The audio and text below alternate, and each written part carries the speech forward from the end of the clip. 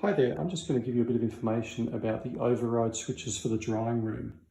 Now, the drying room is controlled automatically by timers, and so there really is no reason in most cases to muck around with the override switches. So the override switches, you can see three switches there at the top with a light above them. You know, in normal circumstances, they should all remain off. There really is no real need to use them.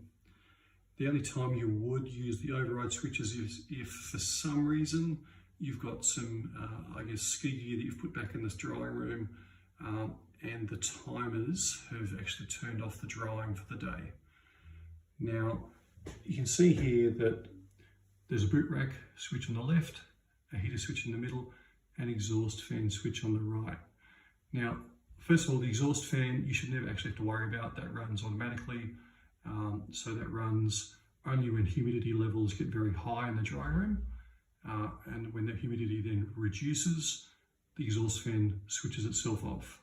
So there's really no reason you should ever have to use the override switch for the exhaust fan. So let's sort of just disregard that one, and that one should stay off all the time. Now at the moment you can see that there's, the middle light is on. And what that middle light is saying is that the timer is providing power to the drying room heater.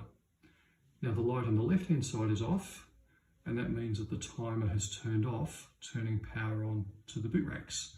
So for example, if you wanted to turn the boot racks on manually, you could then switch this left-hand switch on, which then turns on the boot rack independently of the timer. I'll just turn it back off. The same thing with the heater. You know, if for example, the heater timer was off, then you could turn the heater on from here using the override switch. And again, you could turn it off again here. But I do want to reinforce that really in ordinary circumstances, you should never actually have to worry about this, and those three switches should remain off. And also overnight, those three switches must stay off. That's imperative, because running the drying room overnight presents a fire hazard. So please make sure that they're off before you go to bed.